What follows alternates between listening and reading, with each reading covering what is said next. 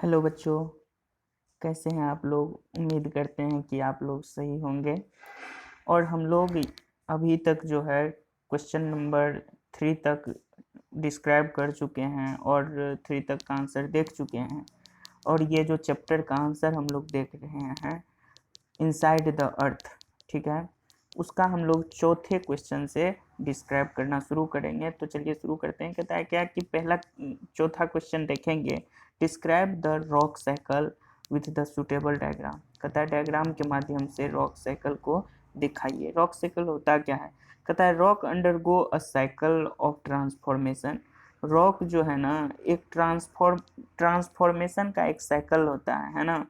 जैसे कि igneous rock बनता है, इग्नियस से ही सेडिमेंट्री से इग्नियस से सेडिमेंट्स बनता है, सेडिमेंट से सेडिमेंट्री रॉक बनता है, सेडिमेंट्री रॉक से मेटामॉर्फिक रॉक बनता है, और उसके बाद मैग्मा कूल डाउन होकर के इग्नियस रॉक बनता है। तो ये एक साइकिल की तरह है ना। कहता है कि change into sedimentary rock into the metamorphic rock. कहता है सेडिमेंट्री रॉक किस रॉक में चेंज होता है, तो मेटामॉर्फिक रॉक में बताए भी आप लोगों को, है ना। Sedimentary rock can change into the metamorphic rock. ये जो सेडिमेंट्री रॉक होता है वो चेंज हो सकता है मेटामॉर्फिक रॉक में, है ना, और होता भी है इनटू। और जब मेटामॉर्फिक रॉक क्या करता है, बदल जाता है इग्नियस रॉक में। अभी बताया कि इग्नियस रॉक से सेडमेंट्स बनता है, सेडमेंट से सेडमेंट्री जब हीट एंड प्रेशर इस पे लगता है तो मेटामॉर्फिक के बाद क्या बनता है, मैग्मा बनता है, मैग्मा के बाद क्या बनता है, इग्नियस रॉक बनता है। तो ये भी एक तरीका है। इग्नियस से डायरेक्ट भी मेटामॉर्फिक रॉक बनता है ज़्यादा हीट और प्रेशर लगने से। तो कहता है metamorphic rock can change into the igneous और सेडिमेंट्री, और मेटामॉर्फिक रॉक इग्नियस और सेडिमेंट्री में भी कन्वर्ट होता है। हेंस दिस साइकिल, ये जो रॉक बनने का साइकिल है, change from one type of rock to the another type of rock. ये जो है एक टाइप के रॉक से दूसरे टाइप के रॉक में चेंज हो जाता है, और इसी को रॉक साइकिल बोलते हैं। समझ गए रॉक साइकिल क्या बोलते हैं? when a type of rock is changed into the other type of rock then it forms a rock cycle। समझ गए। अब नेक्स्ट बात करते हैं कि कहता है rock are continuous being transformed, और ये हमेशा ही ट्रांसफॉर्म होते रहता है। डिस्ट्रॉयड और ट्रांसफॉर्म, डिस्ट्रॉय भी होता है और ट्रांसफॉर्म भी होता है due to changing weather condition.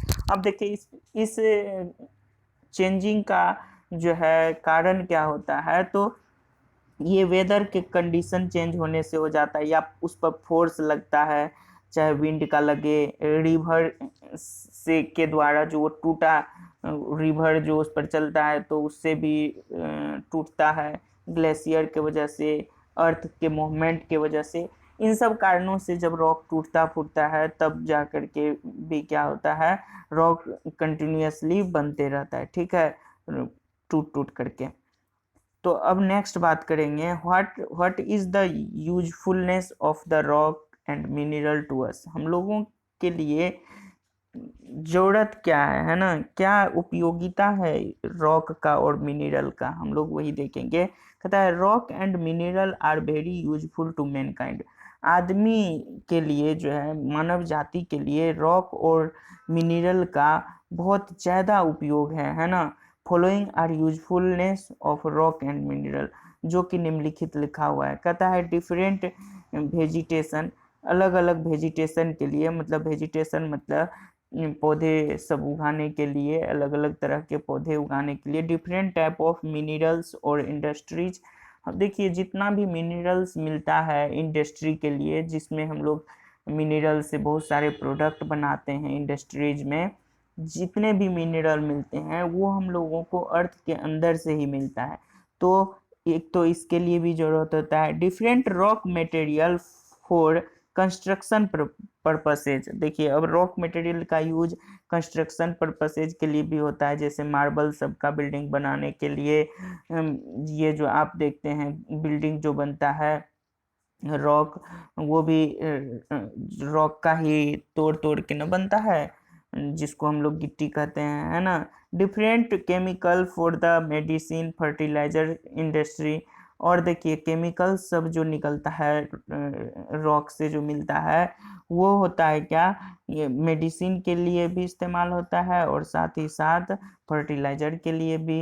कहता है सोर्स ऑफ फ्यूल लाइक कोल हुआ या क्रूड ऑयल हुआ, इस सब के का भी सोर्स क्या है, तो रॉक ही है। सोर्स ऑफ प्रीसियस स्टोन, जैसे कि प्रियस, आप पढ़े थे कि क्लास में कि जब ये गोल्ड हुआ या सिल्वर हुआ ये सब किस रॉक में मिलता है, तो सेडिमेंट्री रॉक में मिलता है। ये सब पहले ही पढ़ चुके हैं ना।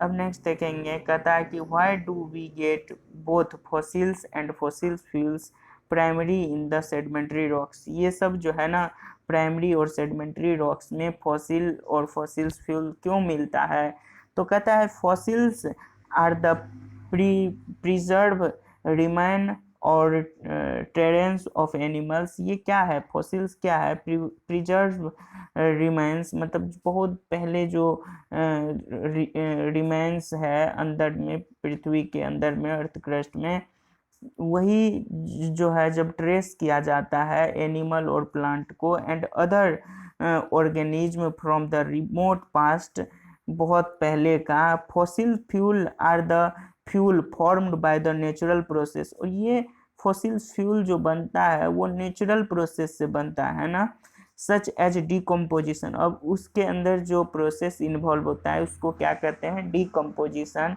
या बरीड डेड। और वो जो दबा हुआ रहता है और मर जाता है बहुत दिन बाद, जो खत्म हो जाता है, नष्ट हो जाता है प्लांट और animal. Among the three major type of rock, rock जो है तीन तरह के होते हैं, आप जानते ही हैं। Fossils are mostly common found in sedimentary rock. Commonly अगर बात करें कि फॉसिल्स किस में मिलता है, तो सेडिमेंट्री रॉक में मिलता है। अनलाइक मोस्ट इग्नियस और metamorphic rock, sedimentary rock form at temperature and pressure that do not destroy fossils remains।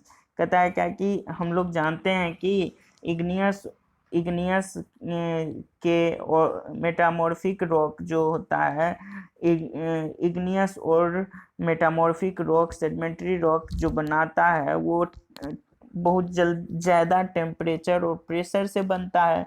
फिर भी ये जो फॉसिल्स का रिमेन्स है उसको ख़त्म नहीं करता है ना, वो बचा हुआ ही रहता है। कहता है कि sedimentary rock are formed by the decomposition. Sedimentary rock जो बनता है वो डिकम्पोजिशन से बनता है।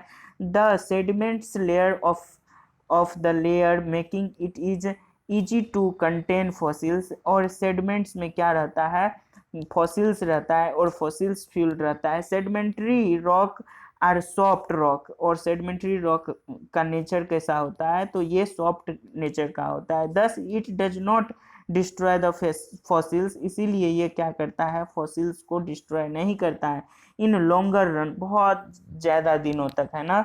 We get the fossils fuel, और हम लोग फॉसिल्स फ्यूल प्राप्त करते हैं लाइक कोल या पेट्रोलियम, कोल और पेट्रोलियम का जो प्रोडक्ट प्राप्त करते हैं। We are very important for human, which are very important for human life. जितना भी ये जो फॉसिल्स फ्यूल है लाइक कोल और पेट्रोलियम ह्यूमन के लिए कितना ज़रूरत है ना, बहुत जरूरी चीज़ है। अब नेक्स्ट बात करेंगे कि ऑल मिनरल्स, जितना भी मिनरल्स है एग्जॉसेबल, वो क्या है कि खत्म होने वाला, एग्जॉसेबल है। कहता है व्हाट वुड हैपन, कि क्या होगा if coal, petroleum and few other mineral get exhausted, खत्म हो जाए कंप्लीटली, तो क्या होगा। What effect it would have on earth life, earth के लाइफ पर उसका क्या असर पड़ेगा, इस बातों को बताना है। तो कहता है coal, petroleum and other mineral are non renewable. देखिए ये जो सारी चीज़ें हैं, चाहे कोल हो, चाहे पेट्रोलियम हो, चाहे अदर मिनरल हो, वो सारी चीज़ें नॉन रिन्यूएबल है। अब देखिए renewable substance, renewable source of energy और non renewable source of energy क्या होता है। नॉन रिन्यूएबल होता है जिसको हम दोबारा पुनः प्राप्त नहीं कर सकते हैं ना, वो खत्म होने वाला होता है। और रिन्यूएबल क्या होता है, जिसको हम दोबारा भी क्या कर सकते हैं, प्राप्त कर सकते हैं। जैसे सनलाइट से जो सोलर एनर्जी मिलता है ये रिन्यूएबल एनर्जी है। तो उसी तरह कोल, पेट्रोलियम हुआ, मिनरल्स हुआ, ये नॉन रिन्यूएबल एनर्जी है। तो कोई पूछे तो रिन्यूएबल और नॉन रिन्यूएबल बता दीजिएगा source of energy. They get exhausted, ये एक दिन क्या होगा, पूरी तरह से खत्म हो जाएगा। व्हेन पुट टू यूज, हम लोग जब बहुत ज़्यादा उसको इसका मासिव यूज करेंगे तो ये खत्म हो जाएगा। It take millions year to form mineral, और ये जो जब खत्म हो जाएगा तो ये तुरंत नहीं बनेगा, ये बनने में जो है ना हजारों साल लग जाएगा, मिलियंस ईयर लग जाएगा। इन टूडेज वर्ल्ड, आज के ज़माने में we can not imagine human life without coal और पेट्रोलियम प्रोडक्ट। आज के ज़माने में हम कल्पना भी नहीं कर सकते हैं मानव जीवन का बिना कोयला और पेट्रोलियम के प्रोडक्ट के। कोल और petroleum product are used in household sector, हम लोग अपने घरेलू काम में इसको इस्तेमाल में लाते हैं। इंडस्ट्री सेक्टर में भी लाते हैं, और किस चीज़ में, इलेक्ट्रिक सेक्टर में भी लाते हैं, ट्रांसपोर्टेशन सेक्टर में भी लाते हैं। जैसे कि आप जितनी भी गाड़ियां चलती है सब में डीजल पेट्रोल लगता है ना, इन आवर लाइफ, हमारे जीवन में। But the use of these products are increasing, अब धीरे धीरे इस प्रोडक्ट का यूज बहुत ज़्यादा बढ़ गया, very fast day by day, और यह बढ़ते ही जा रहा है दिन ब दिन। If we are not serious very soon, अगर हम लोग इस बात को लेकर के सीरियस नहीं होंगे तो मिनरल विल बी एग्जॉस्टेड, तो जितना भी मिनरल है पृथ्वी के अंदर धीरे धीरे वो क्या हो जाएगा, खत्म हो जाएगा। Human life will be affected, तब जो है ह्यूमन को जो ये आदत लग गया है इन सब चीज़ों की, तब क्या होगा, ये इफेक्ट करेगा हम लोगों के लाइफ को, है ना, बैडली। और कितना इफेक्ट करेगा, तो बहुत ज़्यादा इफेक्ट करेगा। If coal petroleum product get exhausted, coal या पेट्रोलियम का प्रोडक्ट जब एग्जॉस्ट हो जाएगा पूरी तरह से completely, if such a situation occur, तब इस तरह का सिचुएशन आ जाएगा कि we won't get proper electricity, हम लोग को नहीं मिलेगा इलेक्ट्रिसिटी, प्रॉपरली नहीं मिलेगा, ट्रांसपोर्टेशन व्यवस्था ठप पड़ जाएगी। वी विल ग्रेट प्रॉब्लम, और we will face great problem in our daily life.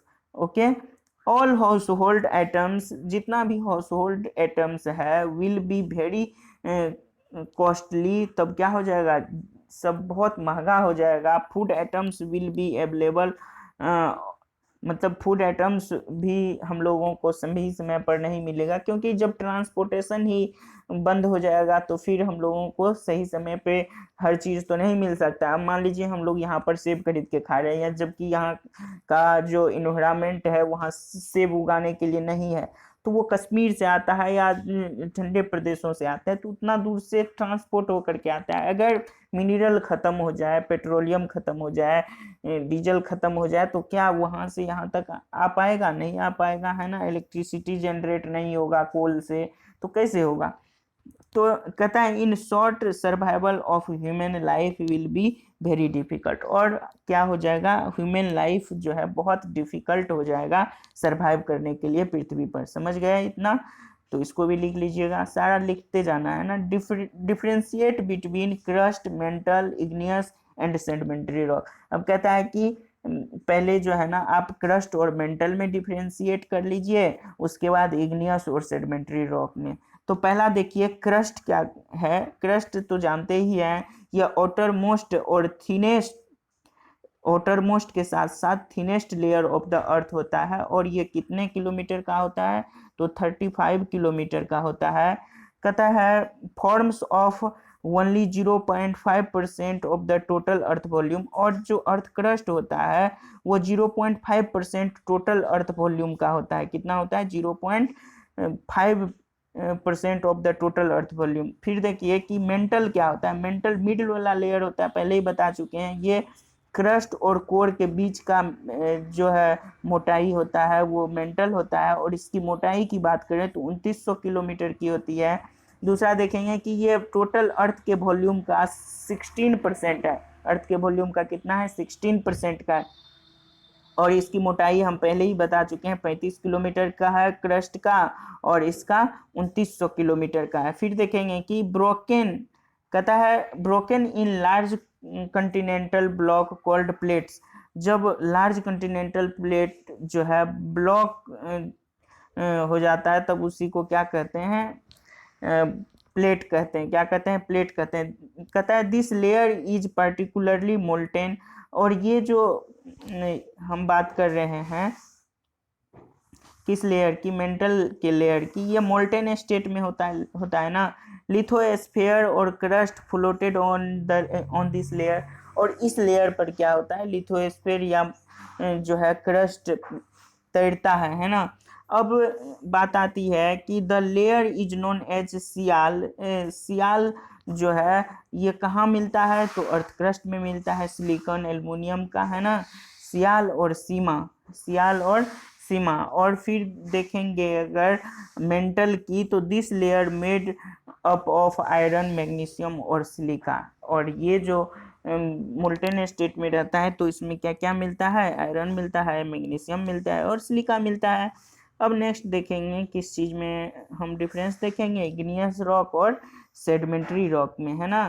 कहता है कि इग्नियस रॉक क्या है और सेडिमेंट्री रॉक क्या है। इग्नियस रॉक कहता है द रॉक आर ये हार्डेस्ट रॉक होता है और reliable they formed by the cooling. और ये कूलिंग लावा जब क्या होता है, पृथ्वी के अंदर से जो मोल्टेन रॉक होता है वो जब बाहर निकलता है तब जाकर के ये जब कूल हो जाता है, कूल डाउन के बाद हमको इग्नियस रॉक मिलता है। सेडिमेंट्री रॉक क्या होता है, sedimentary rock are formed by the deposition of sediments layer by layer. Layer by layer जब सेडिमेंट्री रॉक क्या होता है कि ये कंस्ट्रक्ट होता है।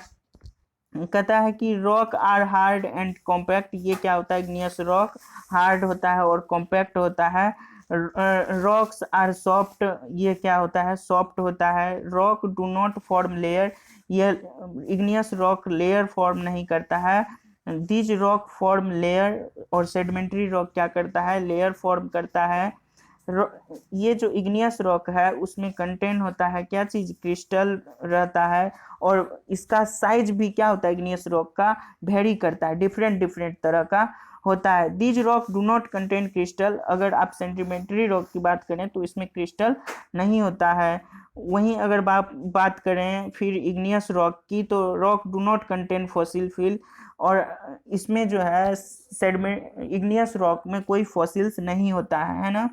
These rock contain fossil fuel, और सेडिमेंट्री रॉक में आप जानते हैं पहले से ही इसमें क्या होता है, फॉसिल फ्यूल होता है। अब एग्जाम्पल की बात करें तो इसमें ग्रेनाइट हुआ या बेसाल्ट हुआ, ये इग्नियस रॉक का एग्जाम्पल है ग्रेनाइट और बेसाल्ट इग्नियस रॉक का एग्जाम्पल है। जबकि whereas if you talk about the sedimentary rock, the example of sedimentary rock is sandstone, clay और लाइमस्टोन। तो यहाँ तक आज खत्म हो गया, यानी आप लोग इस चैप्टर का टोटल क्वेश्चन आंसर बना लीजिएगा। Thank you for watching. फिर मिलते हैं नेक्स्ट वीडियो में। अगर if you like my video please subscribe, like and share with your friend. Thank you, bye.